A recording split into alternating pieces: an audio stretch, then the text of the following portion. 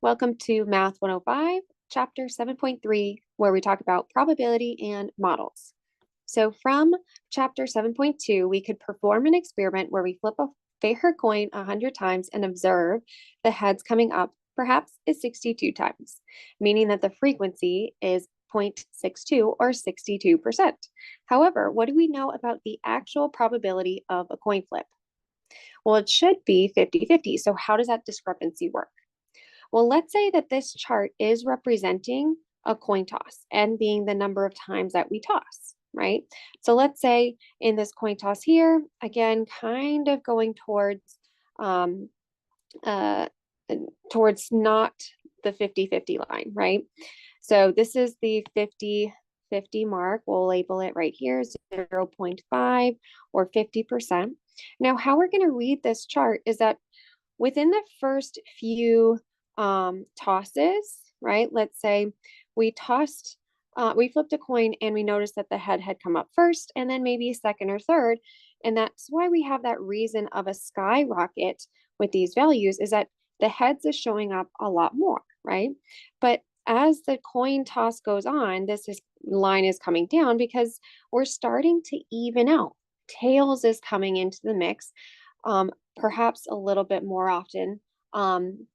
And we're getting closer perhaps to this 50 line. So as we're starting to continue with this experiment, at 100 trials, are we at 50%? No.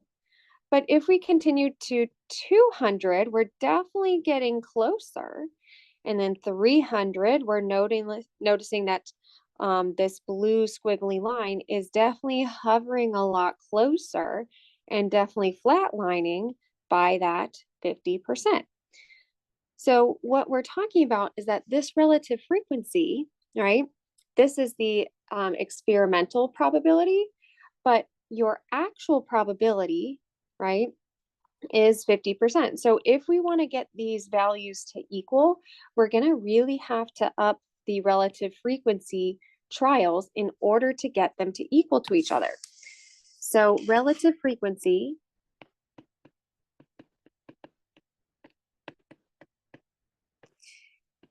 is not always equal to the actual probability.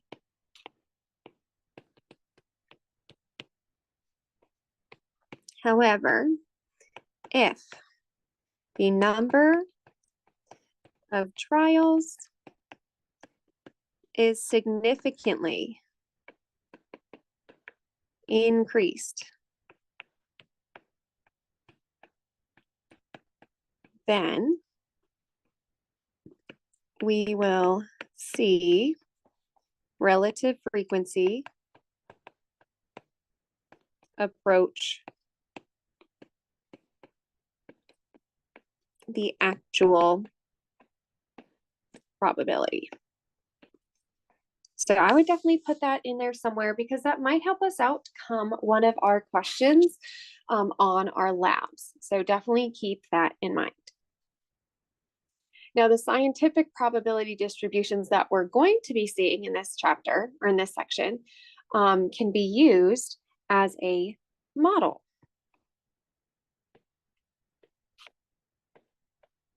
In real life situations, such as flipping coins, tossing dice, predicting any sort of even probability example.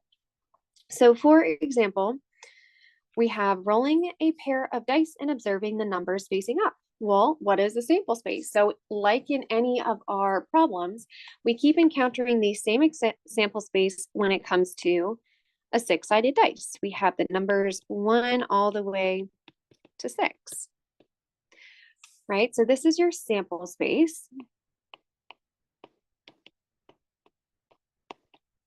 which is all the options given on a dice. So then what does the model predict? That the relative frequency of throwing a 5 as the number of times you rolls gets larger. Well, we want to know, well, the event that we're observing is a 5, right? So in our case, right, how many outcomes do you have from your sample space? We have 6 total outcomes. And in your event, how many outcomes do you have? We have 1 outcome. So our probability of a 5 happening, getting a 5, rolling a 5, is the probability of 1/6, right? One option of that 5 happening out of a total of 6 occurring.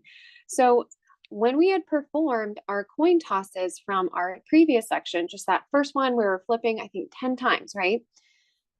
It wasn't exactly even. We didn't exactly just get 1 5 out of the 6 rolls, right? Instead, right, we have to, as our diagram above is saying, we have to perform the experiment a lot of times in order to see this 1/6 happening. So this 1/6 is the actual probability of rolling a 5 on a dice. Highlight on the actual. So if we're talking about equally likely outcomes, as long as it is a fair dice or a fair coin, whatever the probability model that we're looking at, it just has to be fair in order to use this equation. We're going to take the number of favorable outcomes.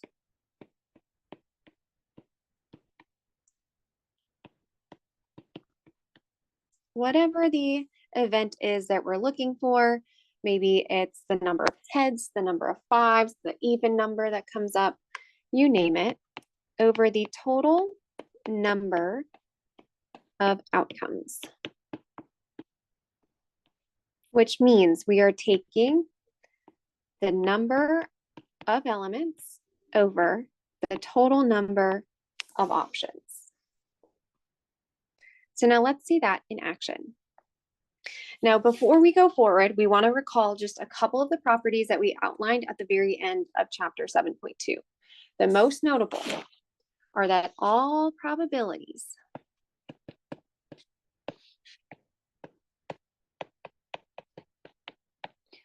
are between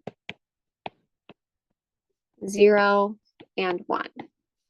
That is to say, if you see something like this, 0 is less than or equal to P of S sub I is less than or equal to 1, right? Less than or equal to 0, less than or equal to 1, meaning that it has to be a number between and equal to 0 and 1. And this just means right here, this is the probability of the outcome. Okay, so we want either 0, 1, or values in between. No negatives, nothing higher than 1. The other fact is that we want to know or make sure that all probabilities add to 1. That is to say, P of S sub 1 plus P of S sub 2 plus ... P of S sub n equals 1. So this is just the probability of event 1 or the probability of the first outcome, second outcome, and then you run out of outcomes.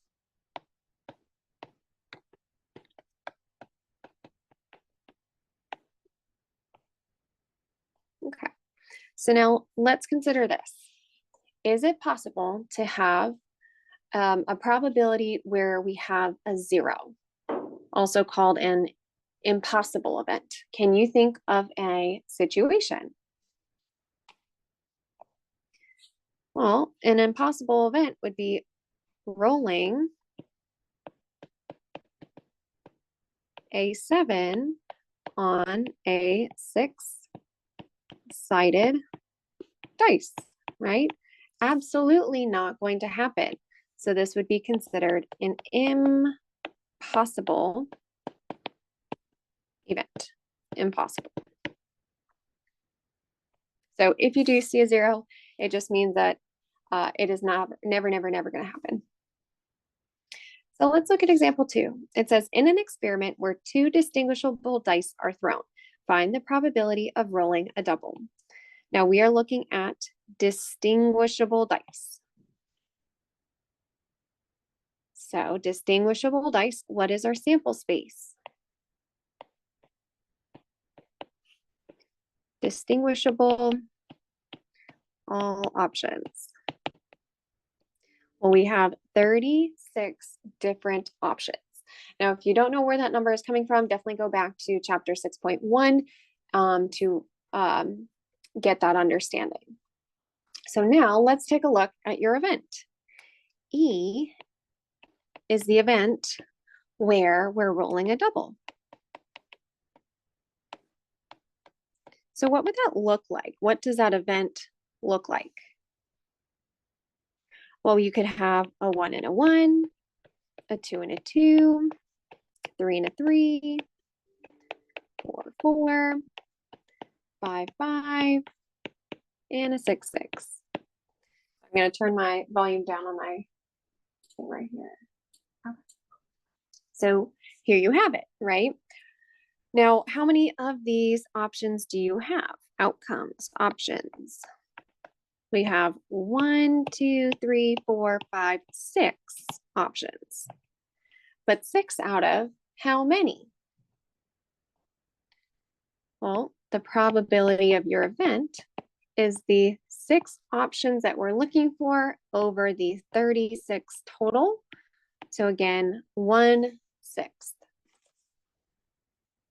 Now let's try it again. Let's do a three fair coin toss 3 separate times. Now, again, we have to get your sample space, and we may not have done this one exactly.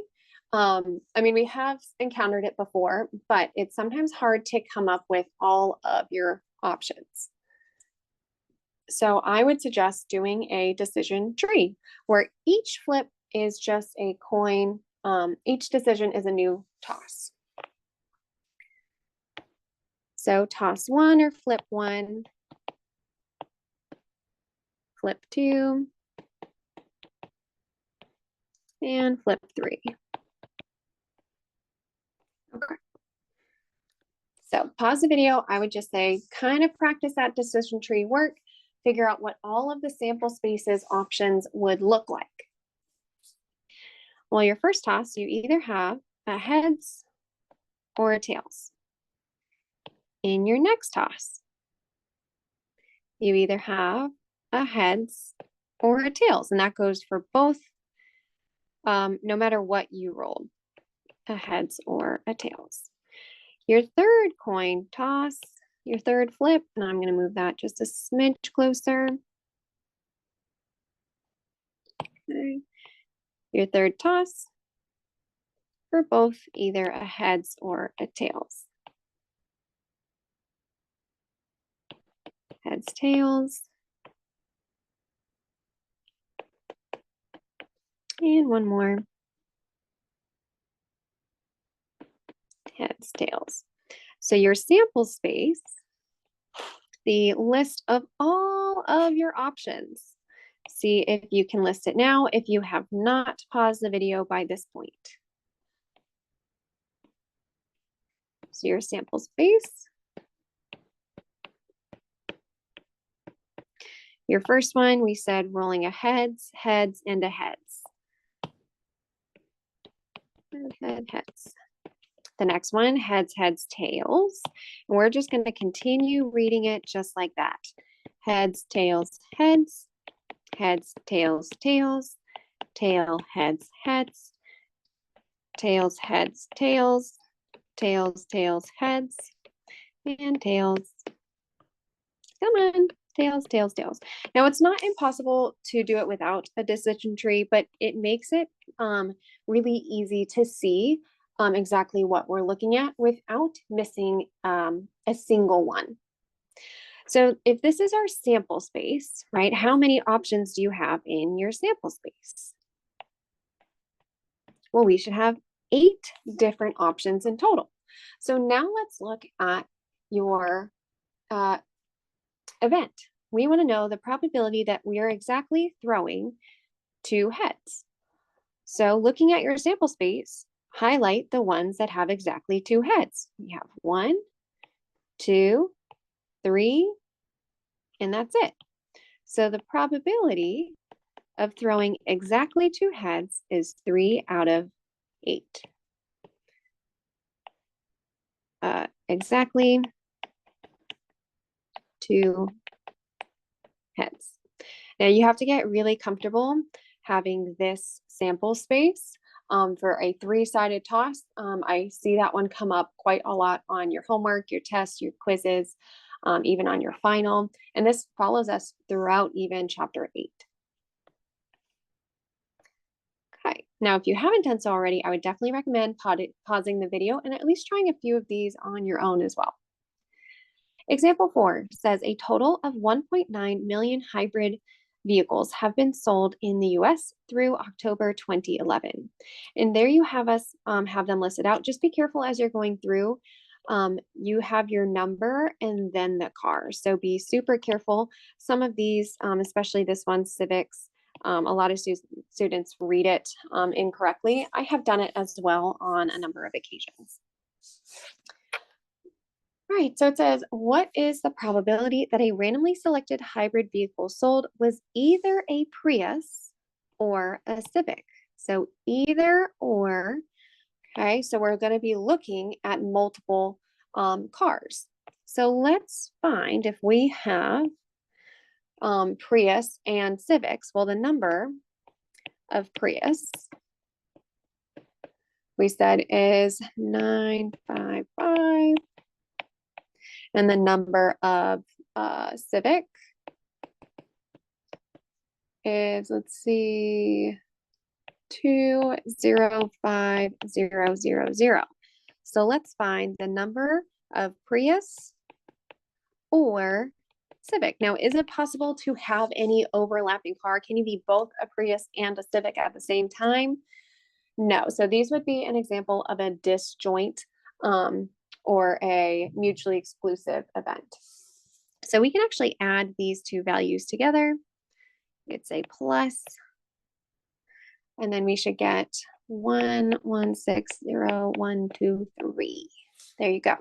So this is the total number of cars that fall under the category of either a Prius or a Civic. Now, how many cars do we have in total?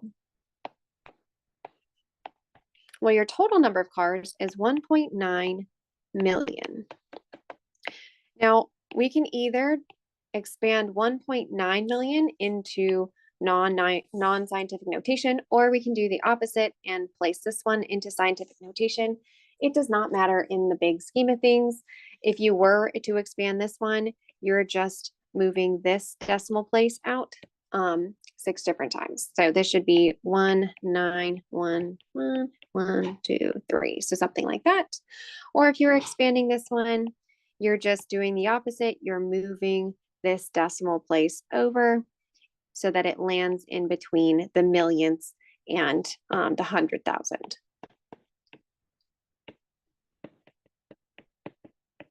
So it does not matter which one you do. So if we're looking at the probability that we have a Prius or a Civic, we can have 1.16 divided by 1.9. Or if you wanted to write it out, 1161123 over 1900,123, and just canceling out those zeros to start, and we'll all end up at the same spot of 0.61 or 61%. So 61% in this case would either be considered a Prius or a Civic. Now let's do it again. It says what is the probability that a randomly selected hybrid vehicle sold was not a Camry? Now, we did something like this similar in our previous section. So if we're looking for not Camry, well, let's find Camrys first. So we have this amount here. So this is your Camry. Let's see, what were our total cars again? Well, we had 1.9 million.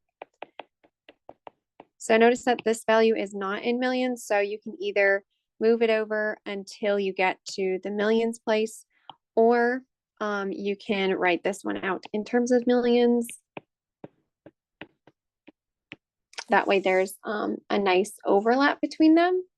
Now we need to figure out not Camrys. Every time we negate a certain event, we are just taking the total number of that sample space, and we are subtracting out the opposite of that. So in our case, we're going to take the total number of cars minus the total number of Camrys to give us 1912123 minus 17023 1730123. There we go. All right, now for your probability. The probability that it's not a Camry is equal to 1730123 over 1.9. Again, if you wanted, you can start canceling out these zeros in case you're doing a little bit by hand and want to make your life simpler. But it's about 0.91 or 91%. Just to be super careful as you're going through on WebAssign, and I'm sure you guys know it at this point. Just look for what they're saying with rounding, because that does make a difference in whether or not your answer comes out as correct or incorrect. So far, these have all been equally likely outcomes. However, there is such a thing as not equally likely. So something like a weighted dice, right? Weighted dice means one of your numbers or multiple numbers are weighted in such a way that they're going to come up more often, right? So example 5, it says you have a weighted dice in such a way that 6 is 3 times as likely to come up as any one of the other numbers. All of your other numbers are equally likely. Create a probability distribution and use it to calculate the probability of an even number popping up. So we're going to take, actually, so far, right, we've just been dealing with one probability, but now because we have 2 probabilities coming up at the same time, 6 is 3 times as likely. The other ones are all just equally likely. So we actually can have 2 variables going on. Well, actually, can we do that? Nope, I was going to show you a new way. Scratch that. Yes, we do have 2 ways to do it. I think I'm going to show you the easier of the 2 ways. So we have 6 is 3 times as likely. So that 6 is 3 times as likely. And all others are equally likely. So instead of a normal dice, where we have 1, 2, 3, 4, 5, 6, right? All having just an equally likely outcome.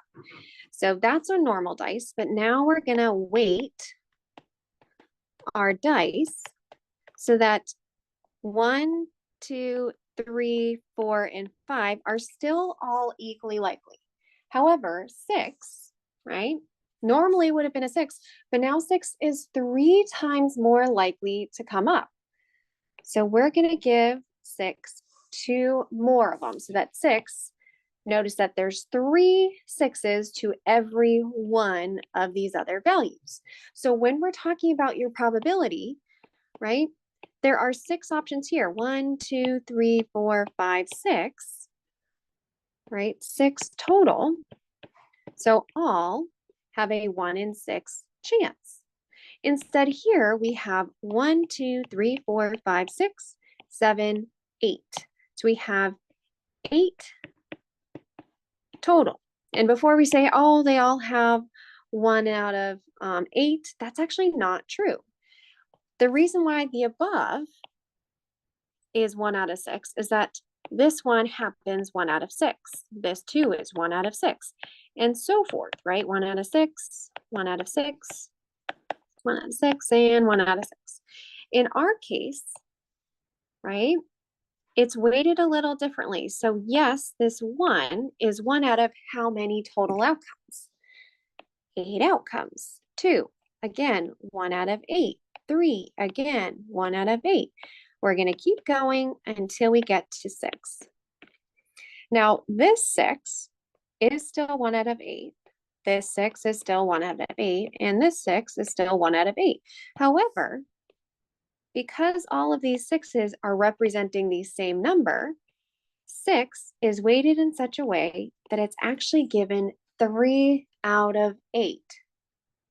Because of your total 6s, right, there's 1 out of 8, 3 separate times. So if we were making a probability distribution, this is kind of what we have on a normal or on your homework. What you're going to be seeing is maybe a little bit more of a diagram like this. Oh, we'll do it like this.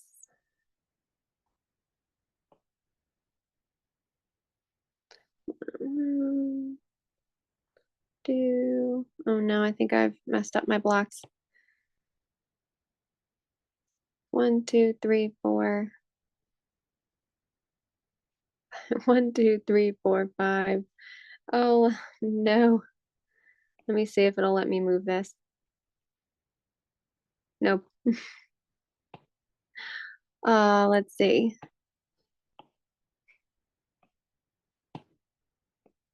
Oh man.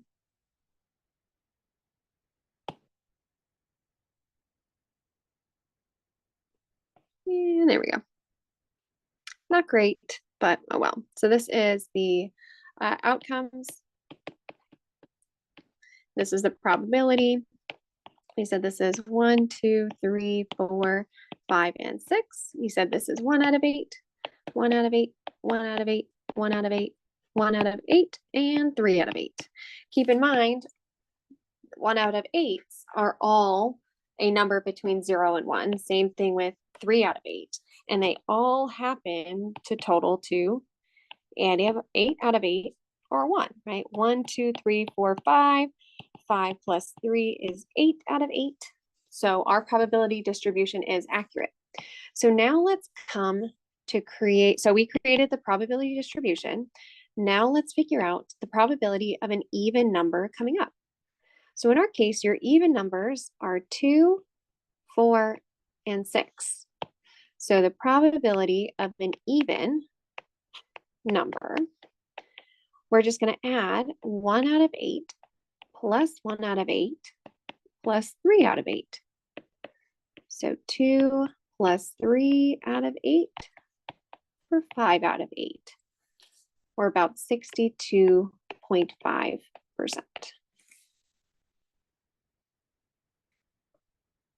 Now you can do it a whole bunch of different questions after this, right? But this is just to kind of help get us started. So if you have something that's weighted, right? If it's 3 times as likely, you're going to give it 3 more or 2 more for a total of 3.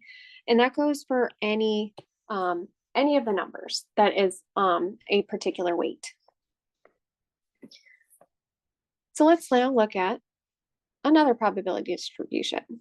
So keeping in mind what we've talked about so far, I would like you to see if you can figure out this portion of it. So take the probability distribution below, right? So looking at it below, is this model valid? Well, those two things we keep coming back to. What do we know about all of your probabilities here? Well, they all have to be between the values of 0 and 1, if not equal. And they all have to equal, or all have to add up to 1. So if we were to add 0 0.3, 3, 0, 0.1, plus 0.2, plus 0.1, they do in fact equal 1. So this is valid, and they all are values between 0 and 1. So if that's a model that is valid, we're good. So then we can go on and actually discover more things. We can say if A is the event of a 2, 4, and 5, so that's the above here, and B is the event of 2, 4, 6, find the probability of A or B, A or B. Well, probability of A or B, right? What would that even look like? What does A or B look like? Well, taking all of A, 2, 4, 5, and all of B, 2, 4, 6, and if there's any sort of overlap, right? Any sort of repeating, do we want to see repeating? No, so we're going to take out those repeating numbers. So we're looking at 2, 4, 5, and 6. Those are the only ones we really are interested in. Which means when we go to talk about the probability of A union B, well, what was the probability of a 2? What was the probability of a 4? Oh, not 0.4, 0.1. A 5 and a 6 for a total of 0.7. Now let's take a look at what A and B would look like. Well, what is A and B? Well, A and B was the overlapping portion, a 2 and a 4, right? That's the things that they have in common. So the probability of an A and B is 0.3 plus a 0.1 to make a 0.4. Okay, so keep in mind, we can't just completely forget about chapter 6. It does come back to us time and time again.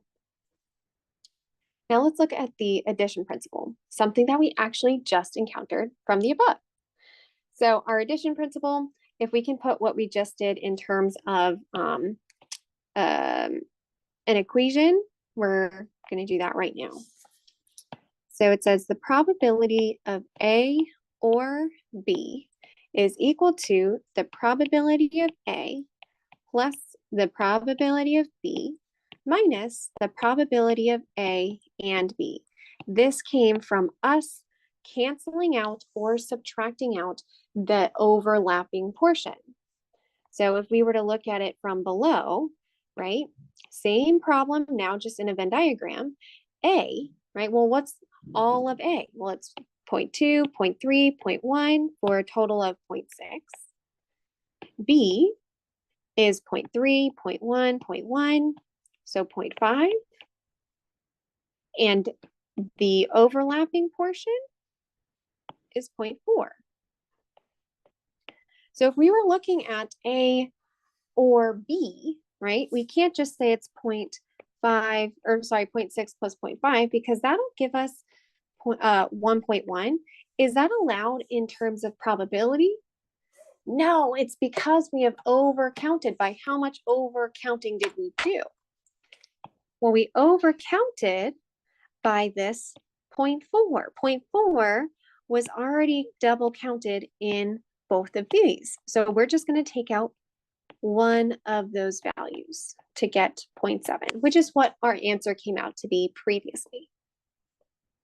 Now, if we wanted to go backwards, if we wanted to figure out your overlapping portion, we can take the probability of A and B to be the probability of A plus the probability of B minus the probability of A or B. So instead of taking out the middle portion, it takes out all of this portion here.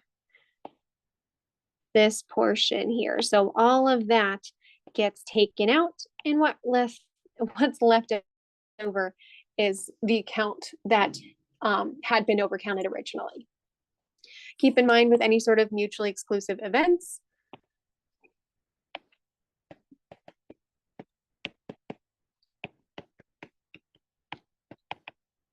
you'd have two circles not touching. So think of like the Prius and the Civic, right? We could just add those probabilities together or those cars together because there was nothing in common.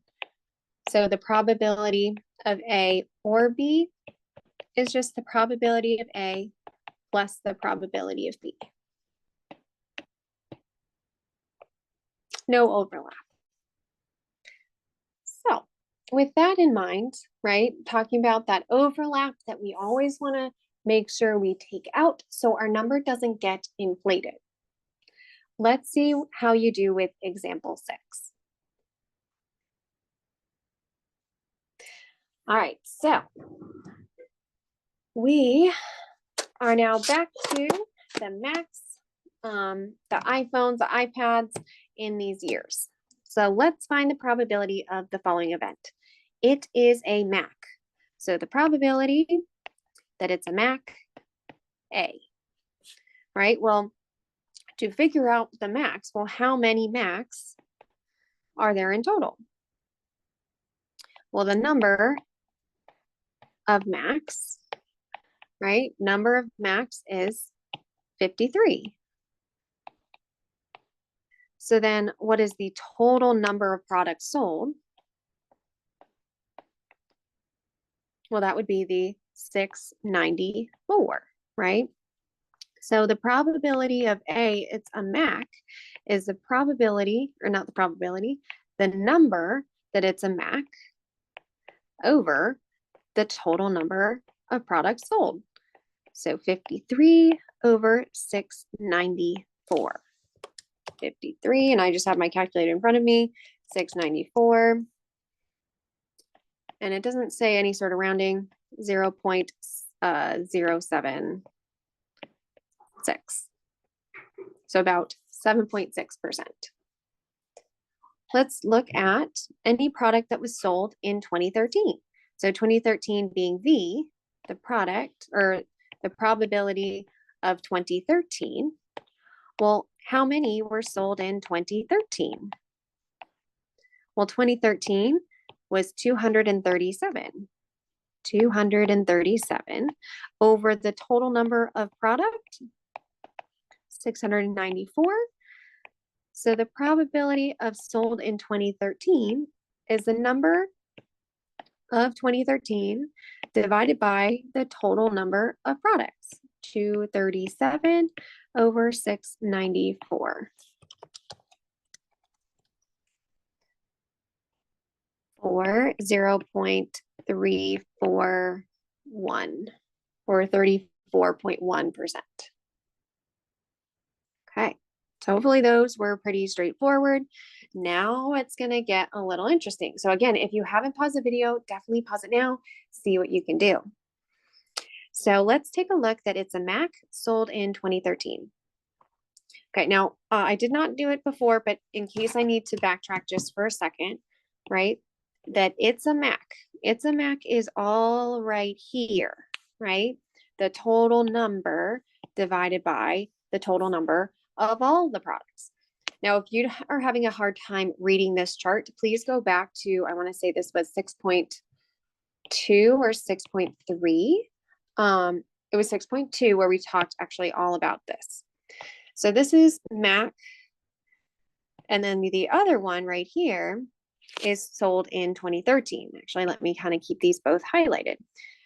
So now if we're talking about Macs sold in 2013, so it has to be, must be a Mac in 2013. So an overlap. So we want a specific product, Mac 2013. So where is that located on your chart?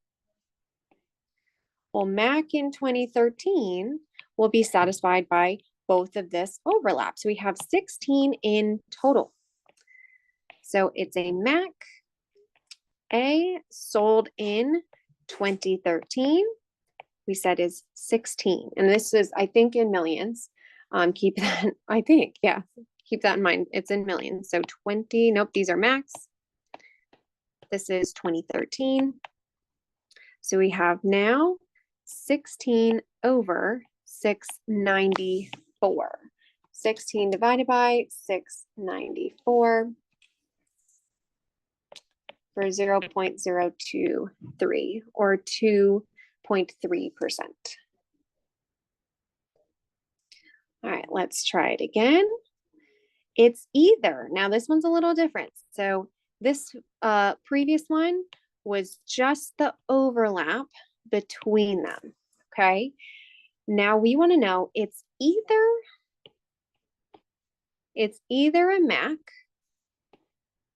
or it was sold in 2013, right?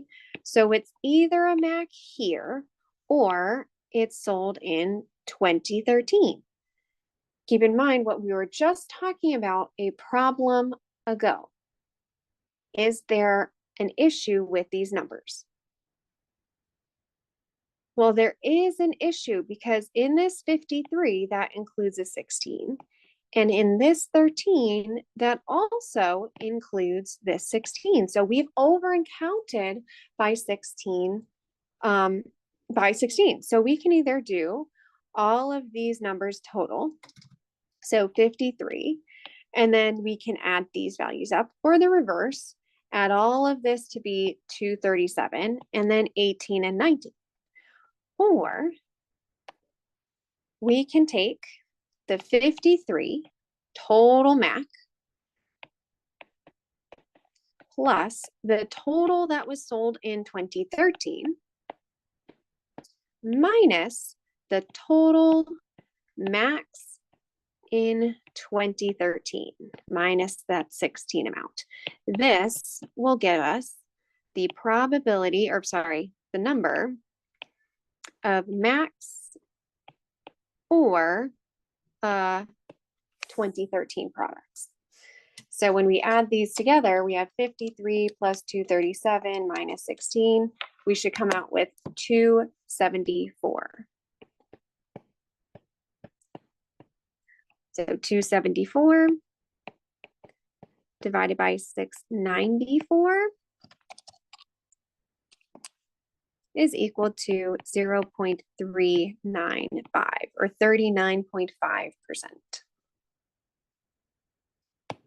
Okay, so anytime it's or, just be super careful we don't over count your number. Now let's take a look on this last one. It is not a Mac.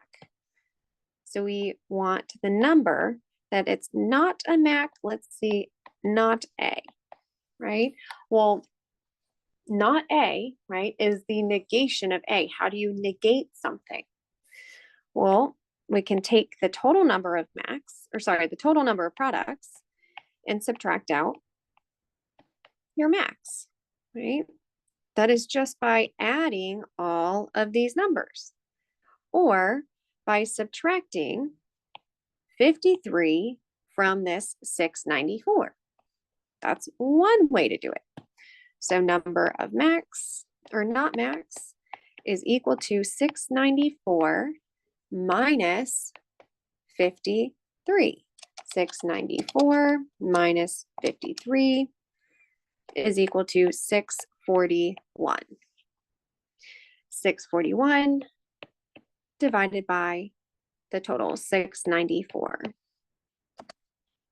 694 for 0.924, 92.4%.